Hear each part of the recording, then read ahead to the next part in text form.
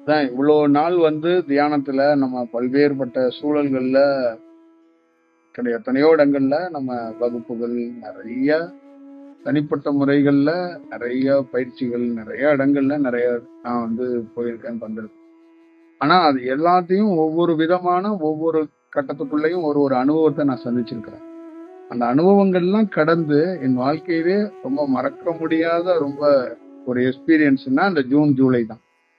அப்ப இது எப்படி இதுன்னா என்னை பொறுத்தளவுக்கு எப்படின்னா, இது உழைச்சிட்டு ஒருத்தர் அதை அனுபவிப்பாருன்னு சொல்லுவாங்கல்ல, அந்த மாதிரி நான் உழைச்சு அப்ப அனுபவிக்கணும்னு நினைச்சப்ப எல்லாம் அது கிடைக்கல. எதிர்பாராத நேரத்துல அந்த அனுபவங்கள் இன்னும் பன்மடங்குகள் மாற்றத்தையும் பன்மடங்குகள் வேற வேற விஷயத்தையும் இந்த தியானத்துக்குள்ளே புது எனக்குள்ளே தெரியாத இன்னும் நிறைய ரகசியங்களையும் நிறைய அந்த யுகம் மாற்றத்தை பத்தியும் இன்னும் டீட்டெயிலா இன்னும் நிறைய செயல் வடிவத்தை இன்னும் துல்லியமா அறியறதுக்கான வாய்ப்புகள் எல்லாம் இந்த ஜூன் ஜூலைல நிறைய கிடைக்கப்பட்டிருக்கு. இதை எப்படி எனக்கு என்னன்னா, எனக்கு ஒருத்தர் பெரிய உயர்ந்த ஒரு இன்ஸ்ட்ரக்ஷன்ல பிரபஞ்சத்திலேருந்து இது கிடைக்கப்பட்டு நம்ம சொல்றோம். இப்ப நாமளா ஒரு வளர்ச்சிய பரிணாமத்தை பாக்குறது அப்படிங்கிறது ஒண்ணு இருக்குல்ல, அது ரொம்ப மறக்க முடியாத அனுபவம் தான். இது ரொம்ப அரிதுதான். இந்த மாதிரி அனுபவத்தை வர்றதுக்கு என் அனுபவத்தை நானே அடுத்த பிறப்புல வரணும்னு நினைச்சா கூட சித்தம் கலங்கி போயிடும். பேச முடியாது, இறை ரகசியத்தை பேச முடியாது. அனுபவம் பெரிய அனுபவம் பெற்றிருந்தாலும் இந்த மாதிரி டிஸ்கஷன் பண்ண முடியாது. நீங்க டிஸ்கஷன் பண்ணலாம், முன்னாடி எழுதி வச்ச ஞானிகளோட புத்தகத்தையோ முன்னாடி இருக்கிற செயல்களை எடுத்து நீங்க டிஸ்கஷன் பண்ணலாம். உங்களுடைய சொந்த அனுபவத்தை உங்களுக்கு கொடுத்திருக்கிற இறை ரகசியத்தை நீங்க உடனே வெளிப்படுத்தலாம் முடியாது. அதை வெளிப்படுத்தணும்னா சூட்சமத்துல இருக்கணும். அதுக்காக தான் முக்காவாசி செயல் வடிவத்துல பாதி பேருக்கு சித்தம் கலங்கி போயிடும். அப்ப அந்த சித்தம் கலங்கி போயிடுச்சுன்னா அவங்க வேற பாஷையில தான் பேசிக்கிட்டே இருப்பாங்க. அவங்க நம்மளோட கனெக்ட் ஆக மாட்டாங்க. ஆனா அவங்களுக்கு அவங்க சொல்றது எல்லாம் உயர்ந்த செயலாக்க இருக்கலாம், ஆனா அது நமக்கு புரியாது. அது ரொம்ப லேட்டா நம்மளோட வாழ்க்கையில எங்கேயாவது ஒரு இடத்துல ஒரு கனெக்ட் ஆகும். இன்னொரு விஷயம், இந்த சாமியை பார்த்ததுக்கு அப்புறம் நம்ம வாழ்க்கையில சேஞ்ச் ஆயிருக்குங்கிறத அதை உணர்வீங்க. ஆனா இந்த மாதிரி சித்தம்லாம் விளங்காம ஒரு அனுபவத்தை பெறதுங்கிறது ரொம்ப ரேரு. ரொம்ப வாழ்க்கையிலே ஒரு ஒரு ஒரு புதுசுதான். இல்லைன்னா நம்மெல்லாம் என்னன்னா பாதி நேரம் இந்த வீட்டுக்குள்ளேயே உங்களோட நல்லா என்ன கவனிச்சு பாருங்களேன். உங்களை மாதிரிதான் நானும் இயல்பா பேசுறேன், இயல்பா நடக்கிறேன், போறேன் வர்றேன். இதெல்லாம் நிகழாது, ரொம்ப கஷ்டம். ஏன்னா பாதி நேரம் கிறுக்காதான் இருக்கணும், பாதி நேரம் வேற வேற வடிவத்துக்குள்ளதான் இருக்கும். வேற மாதிரி ரியாக்ட் பண்ணும். சின்ன சின்ன விஷயத்துக்கு சில பேர்களை பார்த்து ஆக்ரோஷமா அதெல்லாம் மாற வேண்டிய சூழல்லாம் வரும். அதெல்லாம் ரொம்ப ஒரு எப்படின்னா அதை உள்வாங்கி ஸ்டடி பண்ணி அதை நிறுத்தி அதை ரொம்ப வெளியில விட்டோம்னா ஆடிரும்ல. அதை ஆட விடாம அதை ரொம்ப கரெக்டா அந்த பிரபஞ்சம் இந்த உடலை தயார் பண்ணி இப்ப அது அது பேய் மாதிரி ஆடும், சாமி மாதிரி ஆடும், விலங்கு மாதிரி தாண்டும், எல்லா விஷயமும் பண்ணும். தியானம் அப்படித்தான், பல்வேறுபட்ட குணாதிசயம் கொண்டது. இந்த உடலுக்குள்ள அந்த சக்தி கிடைக்கிறதுக்கு முன்னாடி உங்களுக்கு ஓகே, கிடைச்சிருச்சுன்னா நீங்க ஒரு நாள் கூட தூங்க முடியாது. தூங்கும்போது உங்களுக்கு வேற மாதிரி இருக்கும். ஒரு மனிதனா இருந்து இயல்பா சாப்பிட்றது, இயல்பா தூங்குறது, ட்ரெஸ் பண்ணிக்கிறது, உங்க மனைவியோட இருக்கிறது, குழந்தையோட இருக்கிறது வேற. ஆனா தியானம் வந்துடுச்சுன்னா அது அப்படி ரியாக்ட் பண்ணாது. அது வேற மாதிரி நீங்க ரியாக்ட் பண்ணக்கூடிய சூழல் இருக்கு. முற்றிலும் விலக தொடங்குவீங்க. உங்க அன்றாட பாசமா தொட்ட உங்க மனைவியே கையை தொடும் போது யாரோ அந்நியர் தொடுற மாதிரி உங்களுக்கு ஃபீல் வரும். நீங்க அன்றாட சாப்பிட்ற உணவுல இருந்து ஏதோ சம்மந்தம் இல்லாத ஒரு உணவு சாப்பிட்ற மாதிரி ஃபீல் வரும். நீங்க எப்பயும் போட்டுக்கிற உடை, பிடிச்ச கலர்லாம் விடுபட்டுருவீங்க. அப்ப நீங்க படுத்து உருள்ற பெட்ரூம் எல்லா இதுல இருக்கிறதுல இதெல்லாம் விடுபட தொடங்குவீங்க. அப்ப உங்க வாழ்க்கைக்குள்ள நிறைய பேர் நினைச்சுக்குவாங்க சிம்பிள்சிட்டி, சாமியாருங்க சோம்பேறிங்க, குளிக்க மாட்டாங்க, காவி வேட்டி கட்டிக்கிறாங்க, தலையில பரட்ட தலையா விட்டுக்கிறாங்க, இல்ல முடியெல்லாம் சுருள விடுறாங்க, அவங்களே கிரியேட் பண்றாங்க. அது இல்ல, அது ஒரு விதமான வேற ஒரு செயல் வடிவத்துக்குரியது. அதுதான் ஒரு சேஞ்சுக்குரிய விஷயம். ஒவ்வொரு தனி மனிதனுக்குள்ள இந்த பிரிச்சுவலை தேடுறவனுக்கு, ஆன்மீகத்தை தேடுறவனுக்கு அவனுக்குள்ள ஒரு சேஞ்ச் நடந்திருக்கு. அது அவனால விவாதிக்க முடியல, அது அவனுக்கு அந்த காலகட்டத்துல தெரியல. வெளியில பாக்குறவங்க வேற மாதிரி ரியாக்ட் பண்ண. காவி வெட்டி கட்டிட்டான், இவன் இப்படியே ஊரை சுத்துறான், எந்த வேலைக்கும் போக மாட்டான், சாமிங்கிறான், கடவுளுங்கிறான், இப்படியே இருக்கிறான், இப்படியே இருந்தா என்னதான் பண்றது, இவனுக்கு ஒரு காலகாலத்துல ஒரு கல்யாணத்தை பண்ணணும், அப்படி இப்படிலாம் அவங்க நினைக்கிறாங்க. இப்போ உங்க வீடுகள்லயே இந்த தியானம் இதெல்லாம் பொதுவா மனிதர்கள் என்ன அப்படின்னா, தியானம், கடவுள், சித்தர், இந்த எல்லா செயலுமே உங்களுக்கு லாபம் சம்பாதிச்சு கொடுத்தாதான் நீங்க செய்யணும். வீட்டுல இருக்கிற அத்தனை பேரும் என்ன நினைக்கிறாங்கன்னா, இது எந்த வேலை வேணாலும் செய்யு, கடவுளை எத்தனை மணி நேரம் வேணாலும் கும்பிடு, பணக்காரனாவியா, உயர்ந்த செயலுக்கு வருவியா அப்படிங்கிறது இருக்கா? அதுனா நீ எத்தனை மணி நேரம் போய் என்ன எந்த சித்தரை வேணாலும் பார்த்து உருளு. ஆனா அதே நேரத்துல எதுவுமே வரலன்னா அங்க ஏன் போற? புரியுதுங்களா? அப்ப ஒட்டுமொத்தமான இந்த மனித குலமே, எல்லா மனித குலமே எதை நோக்கிதுன்னா லாபத்துக்காக, ஒரு இன்வெஸ்ட்மெண்ட் மாதிரி. நான் வெற்றிவேல் முருகனுக்கு அரோகுரா அப்படின்னு நான் சொன்னேன்னா எனக்கு அவர் ஏதாவது செய்யணும். இல்லைன்னா நான் மந்திரத்தை மாற்றி ஓம் நமோ நாராயணான்னு மாறிடுவேன். நாராயணன் செய்யலன்னு நான் வாழை பரமேஸ்வரியை போற்றின்னு சொல்ல ஆரம்பிச்சிருவேன். வாழை பரமேஸ்வரி செய்யலன்னா நான் தாவி மாணிக்க வாசகருக்கு ஓடி போயிடுவேன். புரியுதுங்களா? இந்த மாதிரிதான் ஒரு செயல் வடிவம். எல்லாருமே ஒரு இன்வெஸ்ட்மெண்ட் மாதிரி தான் கடவுளை பார்க்கறதோ, ஞானத்தை பார்க்கறதோ, இறைவனை தேடுறதோ இருக்கு. அப்ப இதுக்குள்ள யாருக்காவது ஒருத்தருக்கு அவர் ஒரு இன்வெஸ்ட்மெண்டா தான் வந்தாரு.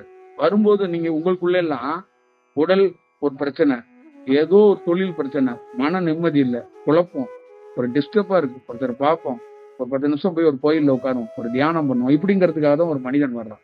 அப்ப வந்தவனுக்கு சும்மா இழப்பாடுறதுக்கும் அந்த மனசை சரி செய்யறதுக்கு வந்தவனுக்கு மாற்றம் அடைக்குது. அப்ப இங்க என்ன மாற்றம்னா, ஒரே ஒரு வெளிச்சத்துக்காக, ஒரே ஒரு நிழலுக்காக ஒதுங்க வந்தவன் ரெகுலரா வர ஆரம்பிச்சான். இப்ப வீட்டுல இருக்கிறவன் இவன் ஏன் ரெகுலரா அங்க போறான், இவனுக்கே பொழப்பு கிடையாது, ஒண்ணும் கிடையாது, போய் சாமியை கும்பிட்டு இவர் என்ன சரி சாதிக்க போறாரு அப்படின்னு. அந்த உணர்வுகள் அவங்களுக்கு தெரியல, உங்களுக்கும் அதை எப்படி ரியாக்ட் பண்ணணும்னு தெரியல. அப்ப நீங்க சொல்றீங்க எனக்கு பிடிச்ச விஷயம்னு சொல்லி ட்ரை பண்றீங்க, இல்ல அங்க ஒண்ணு இருக்குங்கிறீங்க. அங்க ஒண்ணு இருக்குன்னா நீ ஏன் ஏழையா இருக்க? அங்க ஒண்ணு இருக்குன்னா உனக்கு வேலை கிடைச்சிருக்கணும்ல. அங்க ஒண்ணு இருக்குன்னா இப்ப நம்ம வீடு மாறி இருக்கணும்ல, ஏன் மாறல அப்படின்னு அவன் கேள்வி கேட்க. அப்ப இவன் சும்மா இருந்தவன் மீண்டும் மீண்டும் அங்க போறான். அது மாறி இருக்குங்கிறது அவங்களுக்கு தெரியல. புரியுதா? நான் சிறு வயதுல பல்வேறுபட்ட கடைகளுக்கு போயிருக்கேன்.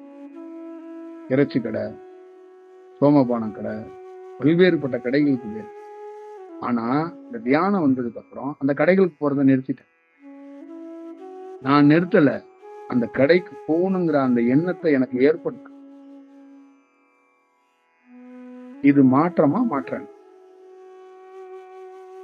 ஆனா எங்க வீட்டுல என்ன சொல்றாங்கன்னா, இது மாற்றம் இல்ல, மாடி வீடு கட்டி கார் வாங்கினாதான் மாற்றங்க. புரியுதுங்களா? முன்னாடி நான் என்ன பண்ணேன்னா, 10 ரூபா, 100 ரூபா, 500 ரூபா எனக்கு காசு வந்துச்சுன்னா அதை ரகசியமா மனைவி கிட்டயோ இல்ல நானே கொண்டு போய் ஒரு அறையில வச்சுட்டு உட்கார்ந்துருப்பேன். யாராவது ரொம்ப தவிர்க்க முடியாது கண் கலங்கி வந்தா கூட பணத்தை வச்சுக்கிட்டே அதை அவங்களுக்கு கொடுக்கறதுக்கான வாய்ப்பை நான் உருவாக்க மாட்டேன். ஆனாமா எனக்கு ரொம்ப டைட்டு தாங்க, ரொம்ப கஷ்டம்தான் அப்படிங்கிற மாதிரி அவங்கள்ட்ட. எப்படின்னா, பணம் இல்லைன்னு சொன்ன சொந்தக்காரன் ரியாக்ட் பண்ணிடுவான்ல, அதுக்காக அரை மணி நேரம் அவன்கிட்ட பேசி அவனை ஆறுதல் படுத்துறது, பணம் கொடுத்த மாதிரியே ஒரு ஆறுதலை கிரியேட் பண்றது. என்னதான் சொல்றதுன்னு தெரியல, மாசம் பறந்துட்டாலே வாங்குறது சம்பளம் அது இதுன்னு. அப்ப அவன் ஆப்போசிட்ல இருக்கிறவன் இந்த கதையெல்லாம் கேட்டுட்டு வெளியில போகும்போது அரை மணி நேரம் இவன்ட்ட ஏன் பேசணும் அப்படின்னு அவங்க வெறுத்து போய் போகணும். அப்ப நான் என்ன சொல்றேன்னா, வீட்லயோ எனக்கோ என்ன தோணுதுன்னா, நமக்கு தேவைக்கு பணம் வேணும். இங்க இருக்கிற எல்லா பேரும் அதான் நினைக்கிறீங்க. நமக்கு தேவைக்கு அப்புறம் கொடுக்கலாங்கிறீங்க, தேவைக்கு அப்புறம் கொடுக்க மாட்டீங்க. அது எங்கப்ப கொடுக்குறீங்கன்னா, உங்க பிறந்த நாள் வந்துட்டா நீங்க ஒரு 2 இட்லியை சுட்டு எனக்கு கொடுக்குறீங்க. உங்க கல்யாண நாள் வந்துட்டா எவனாவது கோயில் வாசல்ல இருக்கிறவனுக்கு 2 பேருக்கு புளி சாதம் கட்டி கொடுக்குறீங்க. இல்லைன்னா 2 மாட்டுக்கு ஏதாவது ஒண்ணு வாங்கி கொடுக்குறீங்க. என்ன, ஒரு தலை அமாவாசை அகத்திக்கிற வாங்கி தரீங்கல்ல, அந்த மாதிரி 2 வாங்கி தரீங்க. ஆனா இயல்பா நீங்க செய்ய வர மாட்டீங்க. அப்படி நீங்க இயல்பா யாருக்குமா செய்றீங்க? உங்க வீட்டுல இருக்கிற உங்க கூட பிறந்த தம்பிகளுக்கோ, அண்ணனுக்கோ, சொந்தக்காரனுக்கோ, எவனுக்கோ சில பேருக்கு செய்றீங்க. சில பேர் அண்ணன் தம்பிகளுக்கே செய்ய மாட்டான். புரியுதுங்களா? அப்ப என் வாழ்க்கையில என்னுடைய சம்பாத்தியத்தை என்ன பண்றேன்? சேமிச்சு நான் பணம் இருந்தாதான் இந்த ஊர்ல என்ன மதிப்பாங்க. இந்த ஊர்ல பணம் இருந்தாதான் எனக்கு ஒரு வேல்யூ. அப்ப நான் பணத்தை கொடுக்கறத என் மனைவி என்ன பண்றான்னா, நகை எடுக்க சேமிக்கிறா, சீட்டு போடுறேங்கிறா, அது போடுறேங்கிறா, சேமிக்கிறேங்கிறா, வீட்டை உருவாக்குறேங்கிறா, இடத்த வாங்குறேங்கிறா. இப்போ சம்பாதிக்கிற பணத்தை எல்லாத்தையுமே யாருக்குமே எதுவும் செய்யாம தனக்குள்ளேயே ஒரு சேமிப்பு தொடங்கி ஒரு பணக்காரனா ஒருத்தர் உருவாயிட்டு. அப்ப இதுக்குள்ள நமக்குள்ள ஒண்ணு இருக்கு. நோய் வந்தா கூட அதை போய் நம்ம ஆஸ்பத்திரியில கட்டுறதுக்கோ எதுக்கோ பணம் இல்லைன்னா இங்க ஒண்ணுமே பண்ண முடியாது. அப்படிங்கறதா இங்க எல்லாமே இருக்கு. நாளைக்கு ஒரு அவசரம்னா இங்க யாரும் எதுவும் உதவி பண்ண மாட்டாங்க. இப்ப நான் எப்படி இருந்தோனோ நான் என்ன வச்சு சொல்றேன். நான் உதவவே இல்லை எவனுக்கும். என்கிட்ட பணம் வரலன்னு வச்சுக்கோங்க, அடுத்தது அது வேற. ஆனா வந்த போதும் நான் உதவல. அதே மாதிரிதான் ஊரு ஃபுல்லா இருந்தாங்க. ஆனா என் தியானம் வந்ததுக்கு அப்புறம் அங்க என்னையே தூக்கி உதவுறதுக்கு நான் தயாராயிட்டேன். அப்ப அங்க ஒண்ணும் இல்ல, எதை வேணாலும் கொடுக்கலாம். அங்க என்ன நான் தெரிஞ்சுக்கிட்டேன் அப்படின்னா, எனக்கு தியானம் வந்து என்ன மாற்றுறதுக்கு அப்புறம் எதுவுமே என்னது இல்லைன்னு தெரிஞ்சுக்கிட்டேன். எது என்னுடையது? நான் சேமிச்சு வைக்கிறது. படிப்பு என்னால கிடைக்கல. நான் படிச்சுக்கிட்டு இருக்கும் போது என் மண்ட மூளையில ஒரு நரம்பு மாறி போயிருந்தா கூட எனக்கு படிப்பு இல்லாம போயிருந்து. அப்ப அந்த படிப்பு என்னால இல்ல, அந்த நரம்பு நல்ல பலப்பட்டதுனால, இறைவனால, படைப்போட செயல்னால அந்த படிப்பு கிடைச்சது. அந்த படிப்புனால எனக்கு பல லட்சம் ரூபாய் சம்பளம் கிடைச்சு. அந்த படிப்பும் என்னுடையது இல்ல, அந்த பல லட்சம் ரூபாய் சம்பளமும் என்னுடையது. எப்படிங்க என்னுடையது இல்லைன்னா, உடலும் உன்னுடையது இல்ல, உயிரும் உன்னுடையது இல்ல. அப்புறம் இந்த உடலையும் உயிரையும் வச்சு நீ எதெல்லாம் இன்வெஸ்ட் பண்ணிக்கிறியோ அது எவனுதான் இருக்கும்? உன் உடலுக்குள்ள எவன் உடலுக்குள்ளயாச்சும் இந்த உலகம் முழுக்கிறதுக்குள்ள உங்க அம்மா இருக்கிறாங்க, உங்க அப்பா இருக்கிறாங்க, உங்க அண்ணன் இருக்கிறாங்கன்னு உடலுக்குள்ள சொல்லி இருக்கிறாங்களா? கடவுள் தான் இருக்கிறேன்னு சொல்லி இருக்கிறாங்க. ஜோதி இருக்கு, கடவுள் இருக்கு. கடவுள் இருக்க உடலை வீண் பண்ணிடாத. அப்பா உங்க உடலுக்குள்ள அம்மா இருக்குப்பா, உடலுக்குள்ள அப்பா இருக்காருப்பா, இந்த பக்கம் லெப்ட் சைட்ல தம்பி தூங்கிட்டு இருக்கான்ப்பா, ரைட் சைட்ல தங்கச்சி தூங்கிட்டு இருக்கான்னு யாராவது உடலை சொல்லி இருக்கிறாங்களா? அப்போ உங்க உடலுக்குள்ள கடவுள் இருக்க வேண்டிய அவசியம் என்ன? உங்க உடலுக்குள்ள உங்க அம்மா அப்பா உங்க உறவினர்கள் தானே இருக்கணும். அப்போ உடல் உங்களது இல்ல, உயிர் உங்களது இல்ல. அப்புறம் நீங்க சம்பாதிக்கிறது மட்டும் எப்படி உங்களதா இருக்கும்? இந்த உடலையும் உயிரையும் வச்சுதானே எல்லாத்தையும் உருவாக்குறீங்க. இந்த உடலும் உயிரும் உங்களது இல்லாத போது நீங்க எது உங்க பொருள்? இதுதான் இந்த பிரச்சனை. அப்ப எனக்கு தியானம் வந்த போது நான் தெரிஞ்சுக்கிட்டது என்னன்னா, இந்த உடலும் என்னது இல்ல, உயிரும் என்னது இல்லை. அப்புறம் பணம் மட்டும் எப்படி என்னதா இருக்கு?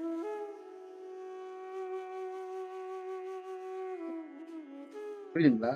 அடுத்து இன்னொன்னு தெரிஞ்சுக்கிட்டேன். நான் எனக்காக மட்டுமே வாழ்ந்தேன் மனிதனா இருக்கணும். நீங்க எல்லாருமே உங்களுக்காக தான் வாழ்றீங்க. உங்களுக்கு நேரம் கிடைக்கும் போது என்ன மாதிரி ஆளை பார்க்க வரீங்க. பாக்கி நேரம் எல்லாம் என்ன பண்றீங்க? உங்களுக்காகவே வாழ்றீங்க. பெருந்தன்மையா நேரத்தை ஒதுக்கிட்டு வாரத்துல என்னைக்காவது ஒரு நாள் லீவ் போட்டு எங்களை மாதிரி ஆளை பார்க்க வர்றீங்க. இந்த ஒரு நாள் கிடைக்கிறதே கஷ்டங்கிறீங்க. அப்ப நீ உங்களுடைய லைஃப் என்னன்னா உங்களுக்காக மட்டுமே வாழ்றீங்க. ஒரு நாள் கூட நீங்க பிறருக்காக வாழ்றதே கிடையாது. பிறருக்காக வாழ்றேன்னு சும்மானாச்சும் போய் சொல்லிட்டு அலையறீங்க. யாரு பிறருக்காக வாழ்றீங்க? உங்க இதயத்தை கைய வச்சு சொல்லுங்க. பிறருக்காக வாழ வேண்டாம். பக்கத்து வீட்டுக்காரனுக்காச்சும் ஒரு மணி நேரம் உங்களால வாழ முடியுமா? மாட்டீங்க. ஒரு பக்கத்து வீட்டுக்காரனுக்கும் உங்களுக்கும் கூட நல் உறவு கிடையாதுங்க. ஒரு கிராமத்துல 600 700 வீடு இருக்கு. எந்த வீட்டுக்காரனுக்கும் நல் உறவு கிடையாது. எந்த கிராமத்திலயாச்சும் போய் பாருங்க. இந்த வீட்டுக்காரன் அந்த வீட்டுக்காரன் அந்த தெருவுக்காரன் இவன் வீடு கட்டினானா அவன் வயிற்றறிவான். அவன் வீடு கட்டினானா எப்படா அந்த வீடு புட்டுக்கிட்டு குழுவுன்னு இங்க ஒருத்தர் உட்காந்து வாசல்லே பிரேயர் பண்ணிட்டு உட்காந்துருப்பான். இவன் வீடு கட்டிட்டானா வேகமா வட்டிக்கு வாங்கி நாம வீடு கட்டணும்னு பேங்க்ல போய் பேங்கா ஏறிட்டு இருப்பான். ஒரு என்னன்னா பிறருக்காக வாழ்றதே கிடையாது. தனக்காக மட்டுமே வாழ்றது. தனக்காக தான் கோயிலுக்கு போறது. தன்னுடைய பிரச்சனைக்காக தான் கோயிலுக்கு போறது, தனக்காகவே வாழ்றது. அப்ப தனக்காக தான் நானும் வாழ்ந்தேன். இந்த தியானம் வந்ததுக்கு அப்புறம் தனக்காகன்னு வாழ்றத விடுபட்டு போனேன். அப்ப எனக்கு என்ன வந்துச்சுன்னா, பிறருக்காக வாழணும்னு தோணுச்சு. ஏன்டா பிறருக்காக வாழணும்னு தோணுச்சுன்னா, அந்த தியானத்துக்குள்ள இருக்கிறான்ல ஒருத்தன், அவன் யாருன்னு பார்த்தா பிறருக்காகவே வாழ்றான். அவன் என்னடான்னு போய் பார்த்தா மனுஷனுக்காக வாழ்றான்னா எறும்புக்காகனு கூட வாழ்றான். எறும்பு மேல அக்கறைப்படுறான், பூச்சி மேல அக்கறைப்படுறான், பள்ளி மேல அக்கறைப்படுறான், மரத்து மேல அக்கறைப்படுறான். அப்ப பிறருக்காகவே வாழ்றான். அப்ப பிறருக்காக வாழும்போது இங்க வீட்டு சக மனிதர்கள், தனக்காக வாழ்ற மனிதர்கள் என்ன செய்யறாங்க? இவரெல்லாம் என்ன வாழ்க்கை வாழ்றாரு? இது இவருக்கு தேவையா? இவர் சோறு போட்டு என்ன நடக்க போகுது? என்ன சேவை அப்படிங்கிற. அப்ப யாரும் மனிதனா இருந்து சேவை செய்ய முடியாது. மாற்றம் அடைந்தாதான் சேவையே உருவாகும். இல்லைன்னா தேவைக்கு ஒரு சேவை செஞ்சுக்கலாம். இங்க நிறைய இடத்துல தேவை பிளாக் மணியை ஒயிட் ஆக்குறது, இல்ல தான் ஒரு இருப்பை தக்க வச்சுக்கிறது, தான் ஒரு வேலை பண்ணிக்கிறது, தான் ஒரு குருவா சித்தரிச்சுக்கிறது, தான் ஒரு சாமியாரா சித்தரிச்சுக்கிறது, தனக்கு ஒரு அதிகாரத்தை பயன்படுத்திக்கிறது. ஒரு எம்பி எம்எல்ஏ எப்படி அதிகாரத்தை பயன்படுத்திக்கிறாங்களோ அந்த மாதிரி ஒரு குரு வந்து தனக்குள்ள ஒரு அதிகாரத்தை, தனக்குள்ள ஒரு கூட்டத்தை, வெளியில கட்சி தொண்டர்கள், இங்க பக்தர்கள், வாலண்டியர்ஸுகள், தனக்குன்னு ஒரு ஃபாலோவர்ஸுகள். அப்ப தேவைக்கு பூர்த்தி செய்வதற்காக தான் சேவை நடக்குது. ஆனா இறைவன் தேவையை பூர்த்தி பண்ணிக்கிறதுக்கு வாய்ப்பே இல்லை. ஏன்னா அவனுக்கு தேவையே படலைங்கிறான். அவன் என்ன சொல்றான் என்கிட்ட, நான் தியானத்துல பார்த்தது, ஐ எம் ஒரு எம்டினஸ். நான் வந்து காற்றை நான் தான் உருவாக்கினேன், அந்த காற்றை கூட நான் சுவாசிக்கிறது இல்லைங்க. புரியுதுங்களா? அப்ப நான் தேவையிலிருந்து விடுபடும் போது நான் என்ன ஆகுறேன் அப்படின்னா, மரணம் இல்லாத பெருவாழ்வு கொண்டவனாக மாறுகிறேன். தேவைக்காக வாழும் போது மரணத்துக்குரியவனாக வாழ்கிறேன். தேவையை விடுபடும் போது மரணம் இல்லாத பெருவாழ்வு வாழ்கிறேன். புரியுதுங்களா? அது அங்கதான் வரும். நீங்க எப்பெல்லாம் எதெல்லாம் பயன்படுத்துகிறீங்களோ, எந்தெந்த பொருள் எல்லாம் என்னதுன்னு எடுக்கிறீங்களோ, அப்ப நீங்க மரணம் அடைவீங்கன்னா, இது என்னுடைய பொருள் இல்ல அப்படிங்கிற ஒரு சூழலுக்கு நீங்க உருவானீங்கன்னா, நீங்க மரணம் இல்லாத பெருவாழ்வு அடையறதுக்கு தானா நகரப்படுறீங்கன்னு அர்த்தம். அப்ப எந்த மூலையிலிருந்து எந்த திசையிலிருந்தும் உங்களுக்கு தியானம் வரும். ஆழியார்லயோ கோயம்புத்தூர்லயோ போய் நீங்க தியானத்தை பெற வேண்டியதில்லை. எங்கேயோ ஒரு சாக்கடை குழியில உட்கார்ந்து இருந்தா கூட நீங்க பிறருக்காக வாழ தொடங்கும் போது அந்த தியானம் உங்களை தேடி வரும். பிறருக்காக வாழ்றவன இன்னும் மேம்படுத்தினா அது நல்லா இருக்கும். அதுக்காக தான் ஒரு ஞானி. இப்ப பிறருக்காக வாழ்ந்துட்டு இருக்க நம்ம எல்லாருமே, தனக்காக வாழ்ந்துட்டு இருக்க எல்லாருமே பிறருக்காக வாழணும்னு தான் ஒரு ஞானியே பார்க்க வரணும். சரிங்களா? அப்ப எல்லாத்துக்குள்ளயுமே நீங்க பாருங்க, இங்க உட்கார்ந்து இருக்க அத்தனை பேத்துக்குள்ளயும் பிறருக்காக வாழ்றேங்கிறது யாராலையும் இருக்க முடியும். தனக்காக மட்டுமே தான் வாழ்க்கை. இப்ப அத்தனை பேர்த்தோட நோக்கம் என்னன்னா, தான் மேன்மை அடையணுங்கிறதுக்காக தான் உட்கார்ந்துருக்கு. நான் மேன்மை அடைந்து ஒரு லிஸ்ட் வச்சிருக்கீங்க. குழந்தைகிட்ட கூப்பிட்டு கேட்ட, நீ என்னமா படிக்கணும்னா இன்ஜினியர் ஆகணும், டாக்டர் ஆகணும், போலீஸ் ஆகணும்னு சொல்றாங்கல்ல, அந்த மாதிரி உங்ககிட்டயும் ஒரு லிஸ்ட் இருக்கு. ஞானத்தை கொடுத்து பாருங்களேன், எத்தனை பேருக்கு சோறு போடுறேன், எவ்வளவு கோயில் கட்ட போறேன், என்னென்ன செய்ய போறேன்னு நீங்க ஒரு லிஸ்ட சொல்லுவீங்க. அங்கேயும் என்ன செய்யறீங்கன்னா, உங்களுடைய ஆதிக்கத்தை தான் செலுத்த பார்க்கணும். அப்ப தியானங்கிறது உன்னை லிஸ்ட் போட வைக்காது. நம்ம திருவண்ணாமலையில நடக்கிற அன்னதானம் நம்ம போடணும். திருவண்ணாமலையில நம்ம தினந்தோறும் வீட்டுல நடக்கிற அன்னதானம் நம்ம போடல, அதுவா நடக்கு. போடுறது வேற, நடக்கிறது வேற. புரியுதுங்களா? அதுதான் விஷயம். அது நடந்தாதான் செயல். ஒரு குழந்தைய நடக்க வைக்க ஃபர்ஸ்ட் ட்ரை பண்ணும். அதுக்கப்புறம் என்ன பண்ணுது, அந்த குழந்தை நடக்கும். அப்ப நம்ம அதை பார்க்கணும். ஒரு 10 நாள், 20 நாள், 1 மாசம் ரசிப்போம். அதுக்கப்புறம் நம்ம ரசிக்க மாட்டோம். ஏன்னா அது நடக்கிறது இயல்பா நமக்கு ஒன்றும் பெருசா தெரியாது. அது முதல் முறையா நடக்கும்போது ரசிக்கும். தியானம் வரும்போது ரசிக்கணும். அதுக்கப்புறம்லாம் அதை ரசிக்க கூடாது. அதை அப்படியே விட்டுறணும், தூக்கி போட்டுறணும். இங்க ஒரே காதல், தியானத்தோட கட்டிப்பிடிச்சு உருள்றது. என்ன பண்ண முடியும்? அந்த குழந்தை நடக்க ஆரம்பிச்சிருச்சுன்னா அது எப்படி நடக்கும்? ஓடும், குதிக்கும், காலை சிரைச்சுக்கும், காலை உடைச்சுக்கும், கல் எடுத்து பக்கத்துல அடிக்கும். அது அப்படியே வளரும். அதே மாதிரிதான் தியானம். அது உருவாக்குச்சுன்னா அதை யாரும் நிறுத்த முடியாது. அது வளரும். புரியுதுங்களா? நம்ம வீட்டுல ஒவ்வொரு குழந்தையும் பாக்குறோம்ல. வாத்தியார் ஐயாவுக்கு என்ன வயசு இருக்கும்? ஒரு 60 வயசு இருக்குமா? 55 இருக்குமா? அவங்கள்ட்ட கேளுங்க, எத்தனை வயசுயா இருக்கும்? இப்ப இந்த வயசு இருக்கு. வாத்தியார் ஐயா 1 வயசு இருக்கும்போது எப்படி இருந்து? அப்ப 1 வயசுல இருந்து இந்த 60 வருஷம் அந்த இது வளர்ந்து வந்து நிக்குதா? அப்ப அதே மாதிரி உன் தியானம் வளரும். நீ அதை எதுவும் கிரியேட் பண்ண வேண்டாம். அதுக்கு நீ தடுப்பூசி எல்லாம் போட வேண்டாம். குழந்தைக்கு 3 மாசத்துக்கு ஒருக்கா தடுப்பூசி கவர்மெண்ட்ல போடுறாங்கல்ல, அந்த மாதிரி தடுப்பூசி எல்லாம் நீ போட வேண்டாம். அது ஒண்ணு செல்லெல்லாம் அரிச்சிடாது. நீ கணக்காக வாழ்றத ஒரு நாள் மாறும். நீ கவனிச்சு ஒரு நாள் நின்னா உன் தியானம் உனக்கு உண்மையான இடத்துல கிடைக்கப்பட்டுச்சுன்னா தடுப்பூசி தேவையில்லை. உண்மையான இடத்துல கிடைக்கப்படாதனாலதான் பல தடுப்பூசியை போட்டுட்டு அலையிற. புரியுதுங்களா? ஒரு தீட்சையிலேயே ஒருத்தன் வளரணும். 15, 25 தீட்சை வாங்கி ஒருத்தன் வளர மாட்டான்னா அது தடுப்பூசி மாதிரிதான். புரியுதா? தடுப்பூசி ஏன் போடுறோம்னு குழந்தைக்கும் தெரியாது, தாய்க்கும் தெரியாது. அரசாங்கம் சொல்லியிருக்கு, நீங்க போடணும், கட்டாயம் அப்படின்னு போடுறாங்க. அந்த மாதிரி தியானம்னா யாராவது குருவை கண்டுபிடிச்சிட்டீங்க, குருவை பார்த்துட்டீங்கன்னா அவன் தீட்சை கொடுத்தாகணும். இல்லைன்னா நீங்களே போய் அவன் காலை பிடிச்சி தீட்சையை வாங்கிடணும், புடுங்கிடணும். இல்லைன்னா புரியுதுங்களா? அவரு தீட்சையை கொடுக்கலன்னு வச்சுங்களே, அவரு குருவை மாத்திடுவாங்க. புரியுதுங்களா?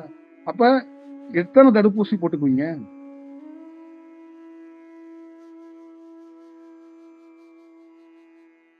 எப்படி சூட்சமத்துல உங்களுக்கு ஊசி போடுவாங்க. அதாங்க தீட்சை.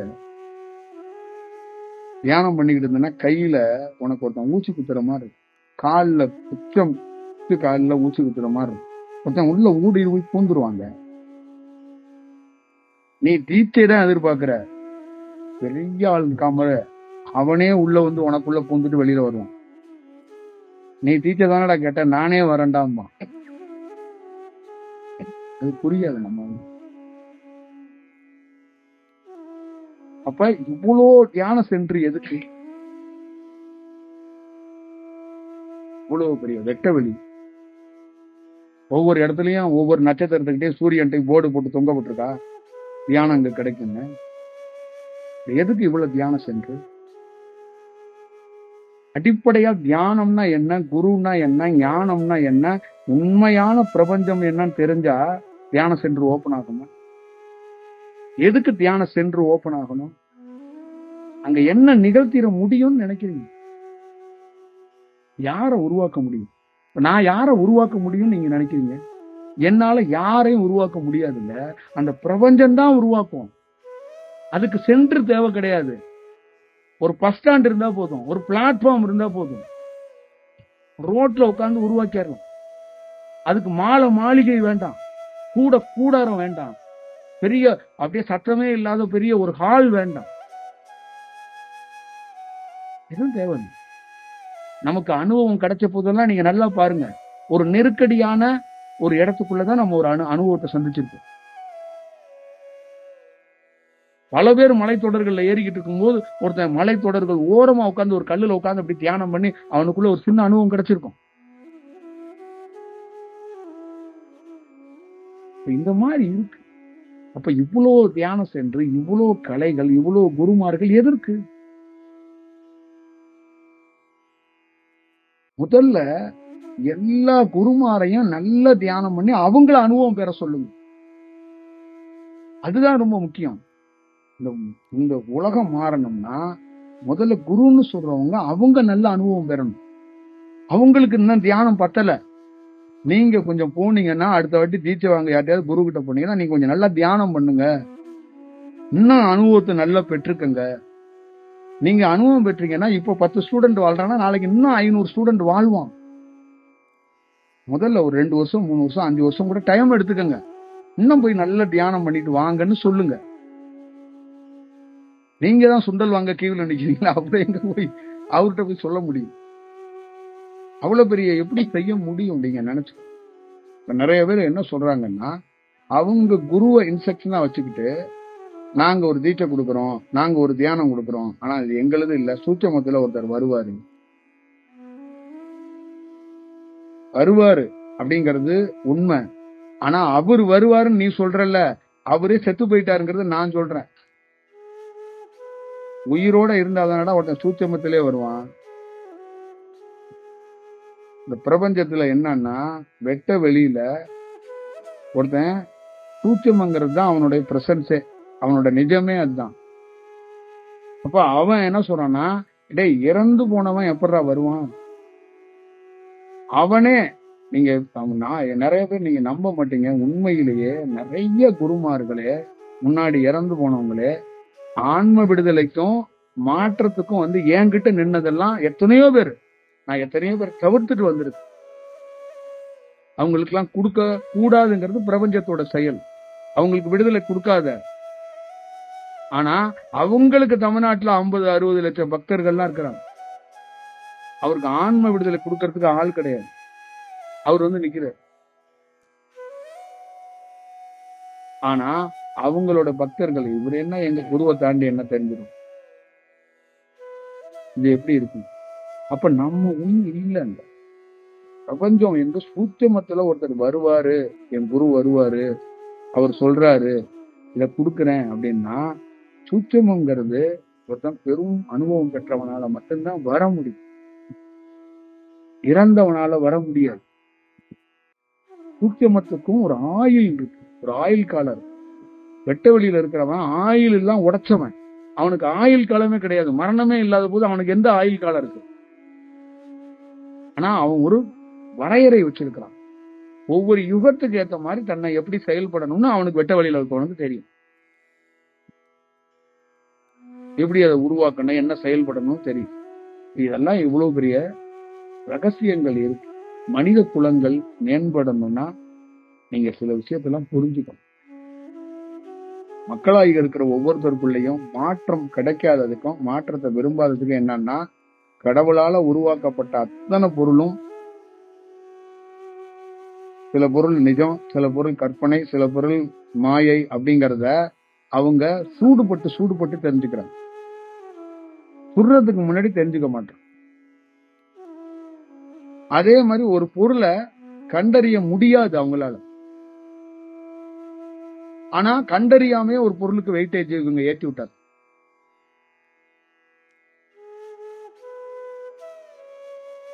இதெல்லாம் தேவைப்படும். இப்போ ஒரு இடத்துக்கு போறீங்க, ஒரு தியானம் கத்துக்கிறீங்க, ஒரு 3 மாசம் உங்களுக்கு பெரிய மாற்றமா இருக்கு. அந்த 3 மாசம் கழிச்சு 6 மாசம், இன்னொரு 6 மாசம் கழிச்சு உங்க வாழ்க்கையில வேற ஒரு மாற்றத்தை சந்திப்பீங்க. அப்ப நீங்க இந்த 3 மாசத்துல பேசப்பட்டீங்கல்ல ஒரு விஷயத்தெல்லாம், 6 மாசம் கழிச்சு உங்க வாழ்க்கையில மாறி போயிடும் இன்னொரு விஷயம். அப்ப இதை என்ன பண்ணுவீங்க? இதுக்குள்ள உயர்ந்த செயலெல்லாம் பேசிட்டீங்க நீங்க. அதை எதை அடிப்படையில பேசுறீங்க? நம்பிக்கை அடிப்படையில சொல்லி விட்டாருங்க. அங்க நம்பிக்கை அடிப்படையில நடக்கக்கூடாது. நமக்குள்ள இயல்பா என்ன இருக்கோ அதுதான் சொல்லணும். நாங்க வந்தேன், நான் 2-3 நாள் அழுதுகிட்டே இருந்தேன், அப்புறம் எனக்கு அழுகவே தோணலை அப்படின்னா அதுதான் இயல்பு. இந்த இயல்புக்குள்ள ஒரு நாள் ஒவ்வொரு இடத்துக்குள்ள நடக்கிறத தேவைப்படும் போதுதான் பதிவு பண்ணணும். இது அனுபவம் கிடையாது, இது ஒரு டிராவல். அனுபவங்கிறது முற்றிலும் மாறி போகுது. புரியுங்களா? இப்ப நான் சொன்னேன்ல உங்களுக்கு, அதுதான் அனுபவம். பிறருக்கு பணமே கொடுக்க மாட்டேன் வச்சுக்கிட்டு கூட, ஆனா ஒரு டயத்துல என்னையே கொடுக்கற அளவுக்கு மாறி இருக்கேன். இது அனுபவம்.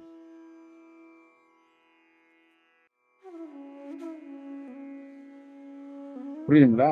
தனக்காக வாழ்ந்துகிட்டு இருந்தவன் பிறருக்காக வாழ்றது. இது தியாகம் கிடையாது, அன்பு கிடையாது, கருணை கிடையாது. இதை புரிஞ்சுக்கணும். கருணை அடிப்படையில இது நடந்துச்சுன்னா ஒரு நாள் கருணை மாறி போயிடும். எல்லா கோள்களுடைய ரேடியேஷன்லயும் கருணையோட நம்ம இருக்க முடியாது. சில கோள்கள் நம்மள மிருகமாக்கும். அப்ப கருணையெல்லாம் எதிர்பார்க்க முடியாது. என்ன நீ கல்யாணத்துக்கு முன்னாடி அன்பா இருந்தா இப்ப சிடுசிடுன்னு உளுந்துகிட்டே இருக்கிற அப்படின்னு நிறைய பேர் சொல்லுவாங்க. அப்ப கல்யாணம் உனக்கு தாலி கட்டும் போது நான் குரு தசையில இருந்தேன், இப்ப ராகு தசை, அப்படிதான் இருப்பேன் அப்படின்னு தெரியாது. இப்ப எங்க உன் கருணை? புரியுதா? குரு தேசையில இருக்கும்போது கருணையோட இருந்த, ராகு தேசையில கொட்டிக்கிட்டே இருக்கிற. புரியுதா? சுக்கிர திசை வந்துச்சுன்னா பொண்டாட்டியை தவிர எல்லா பொண்ணையும் ரசிப்பாங்க. அந்த மாதிரி சூழல்லாம் உருவாகும். அப்ப நீ என்ன பண்ணுவ? அப்ப இது கருணையில நடக்காது. மாற்றம் நடந்துச்சுன்னா அங்க உனக்கு கருணையே இருக்காது. அதுதான் அனுபவம். இது வேணும். அனுபவங்கிறது என்னன்னா கருணைய நொறுக்கும், அன்பை நொறுக்கும். அன்பு கருணையெல்லாம் சீசனுக்கு பழங்கள் வருது இல்ல. மாம்பழம் ஒரு சீசன்ல, கொய்யாப்பழம் ஒரு சீசன்ல, பேரிச்சம்பழம் ஒரு சீசன்ல வருது இல்ல. அந்த மாதிரி சீசன்ல வர்ற பழங்கள்லாம் இருக்குல்ல. பேரிச்சம்பழம் சீசன்ல வராதா? இந்த மாதிரி சீசன்கள்ல கிடைக்கும்ல பழங்கள். அந்த மாதிரிதான் இந்த அன்பு கருணை எல்லாம். ஆனா ஞானிக்கு அதெல்லாம் இருக்காது. இருந்துச்சுன்னா அவரு சீசன்ல இருக்கிற பழம் மாதிரி ஆயிடுது. அதனாலதான் அவருக்கு ஆப்போசிட்ல இருக்கிறவங்க, இது வேண்டியவங்க வேண்டாதவங்க, ஜாதி மதம் மொழி அதெல்லாம் இல்ல. ஒரு உயிர் அது இந்த சுழற்சியில உன்னை சந்திக்க வந்திருக்கு. அதுக்கு என்ன அது கொடுக்கவே முடியாது. அது 6 மாசம் உட்காந்து அழுதுகிட்டு திட்டிக்கிட்டே இருக்கும். குருநாதர் கூட கண்டுக்க மாட்டார். இப்ப நடத்த வெக்ஸ் ஆகி இங்கிட்டு வரக்கூடாதுன்னு கூட போயிடும். அப்ப அந்த குரு என்ன நினைப்பாருன்னா, பிரபஞ்சத்தை மீற முடியாது, அவன் நம்மளை திட்டினாலும் பரவாயில்ல, காத்திருப்பான், விட்டுருவார். இப்ப இங்க நம்ம என்ன பண்ணுவோம்? கருணை இருந்துச்சுன்னா, அன்பு இருந்துச்சுன்னா, என் குருநாதர் வருவார் சூட்சமத்துல, நான் உன்னை அழுத்தி விடுறேன், உன்னை காப்பாத்துறேன் அப்படின்னு சொல்லி நம்ம என்ன பண்ணுவோம்? நம்மளை தக்க வச்சுக்கிறதுக்கு ஒரு முயற்சியை போடுவோம். ஆனா ஒரிஜினல் குருநாதர் தன்னை அவன் எதிரில் இருக்கிறவன் திட்டினாலும் பரவாயில்ல, அந்த டைம் வரும்போதுதான் அவனுக்கு உதவணும், அவனை விட்டுறணும். அந்த டைம் வரும்போது ஆட்டோமேட்டிக்காக அவனுக்கு உதவி கிடைச்சு. அப்ப அவன் குருவை நினைக்க மாட்டான், எவன் மூலியமாவோ வந்துருச்சு நினைச்சிருவான். புரியுங்களா? போதுமா கதை? நேர இருந்து வர்றாங்க நம்ம நண்பர்கள்.